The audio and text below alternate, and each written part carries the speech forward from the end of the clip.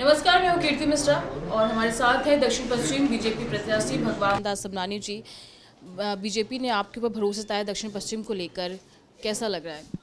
निश्चित रूप से भारतीय जनता पार्टी के कार्यकर्ताओं का जहां बहुत बड़ी संख्या में यह कार्यकर्ता नीचे तक काम करता है, पार्टी का आदेश है, मेरी जो भी भूमिका तय हुई है, पार्टी के नेतृत्व ने जब जो काम दिया उस काम को मैंने किया है।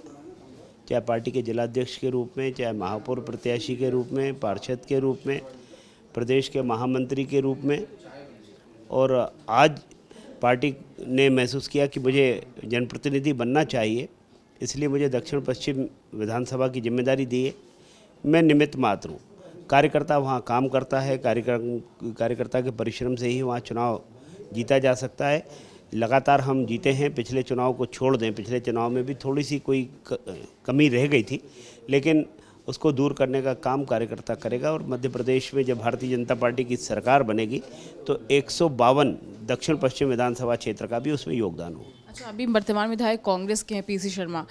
आपने दक्षिण पश्चिम की जो तस्वीर देखी है, क्या सोचा है कि पहले जब मैं जनता के द्वारा चुन के आता हूँ तो ये तस्वीर दक्षिण पश्चिम की बदलनी है? देखिए, मध्य प्रदेश भारतीय जनता पार्टी ने अपना एक प्रकार से जो हमने काम किया है उस काम को हमने अपना रिपोर्ट कार्ड दिया है। आगे की हमारी योजनाएं हैं। मध्य प्रदेश में ही भोपाल है और भोपाल चूँकि ऐसा काम करेगा जिसका अनुसरण पूरा मध्य प्रदेश करे, और भोपाल में भी ये सीट पूरी तरीके से शहर की सीट है, तो यहाँ से एक वातावरण बनता है। निश्चित रूप से जो यहाँ की जन अपेक्षाएँ हैं, जो यहाँ पर जनता की आवश्यकताएं हैं, लगता है कि ये काम होना चाहिए, उसमें कोई कसर नहीं छोड़ेंगे। निश्चित रूप से मध्य प्रदेश में भारतीय जनता पार्टी की सरकार बनेगी तो हम और अधिक काम यहाँ कर सकेंगे। अच्छा, विधानसभा सीट 7 हैं भोपाल में और 3 जो कांग्रेस के खेमे में रही हैं। दक्षिण पश्चिम की बात करें, मध्य की बात करें, उत्तर की बात करें, क्या लगता है बीजेपी को इसमें बहुत मेहनत करने की जरूरत है इस बार?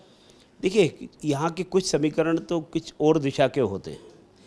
वो चुनाव मुद्दों पर नहीं होकर, नीतियों पर नहीं होकर के दो विधानसभा में तो वो चीज़ें दूसरे स्वरूप में होती हैं, लेकिन उसका भी प्रतिकार होगा। निश्चित रूप मध्य प्रदेश में माननीय शिवराज जी की सरकार के समय जो काम हुए, गरीब के कल्याण के लिए, सर्वहारा के कल्याण के लिए जो काम हुए, उसका इस चुनाव में हमको उस दर्पण दिखेगा। उसमें जो हमने काम किए हैं उसका परिणाम जब सामने आएगा तो ध्यान में आएगा कि जो हमने काम किए हैं, जो अभी तक कांग्रेस ने केवल बुलावा किया, छलावा किया, उसके बदले में जब हमारी सरकार बनती है, तो चाहे केंद्र में मोदी जी की सरकार है, मध्य प्रदेश में माननीय शिवराज जी की सरकार, तो जितने काम हुए उस काम के आधार पर ये होगा कि हमने बिना भेदभाव के, भेदभाव रहित हमने ये काम किए। तो उसका जब मूल्यांकन जनता करती है तो भारतीय जनता पार्टी को अपना आशीर्वाद देगी। अच्छा, दक्षिण पश्चिम में कर्मचारी वर्ग भी बहुत है, स्लम एरिया भी बहुत है, कैसे रिझाएंगे अपनी ओर?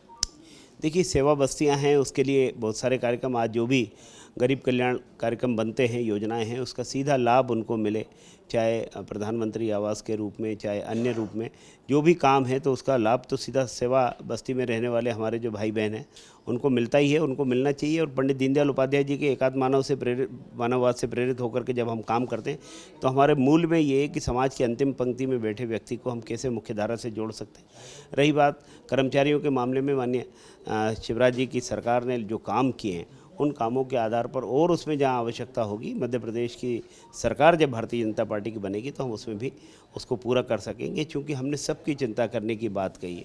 कोई एक वर्ग, कोई तुष्टीकरण नहीं है, सबकी चिंता की है, तो उसमें कर्मचारी भी हमारे उस परिवार का हिस्सा है जिनकी चिंता हमको करनी है। अच्छा, लास्ट क्वेश्चन है, कोई समय कम है आपके पास भी, क्योंकि आज कांग्रेस की तरफ से बयान आया है कि ये जो सरकार है मामा की मिलावटी सरकार है, क्योंकि मिलावटी खाद्य देती है जनता को। गेहूं में हम रेत की बात करें तो रेत मिला देती, तमाम जो चीज़ें हैं, आज कांग्रेस की तरफ से आरोप लगाया है बीजेपी में, क्या कहना चाहेंगे? मुझे लगता है कि उनके पास कुछ बचा नहीं है। उनको लगता है कि उनकी सरकार के सपने फुर्र हो गए हैं, सरकार बननी नहीं है, तो इधर उधर की बात करते हैं। वो अपने एजेंडा रख कर के बात करें कि उनकी भी बरसों बरस मध्य प्रदेश में सरकार रही और हमारी भी सरकार रही है।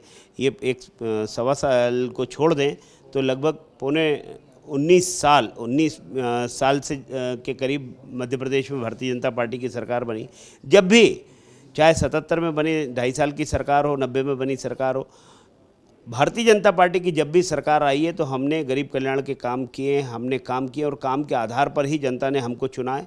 अब ये चुनाव को भटकाने का काम करते हैं। मेरा आरोप है कि जब कमलनाथ जी आपकी सरकार बनी थी, कांग्रेस की जब सरकार बनी थी, तो मध्य प्रदेश में जिन वादों के साथ आप आए थे उस वादे को आपने छुआ तक नहीं, उसको पूरा करने का काम। 2 लाख रुपए तक का कर्ज माफ़ी होगा। एक भी किसान ऐसा मध्य प्रदेश में नहीं है जिसका 2 लाख रुपए का कर्ज माफ़ हुआ।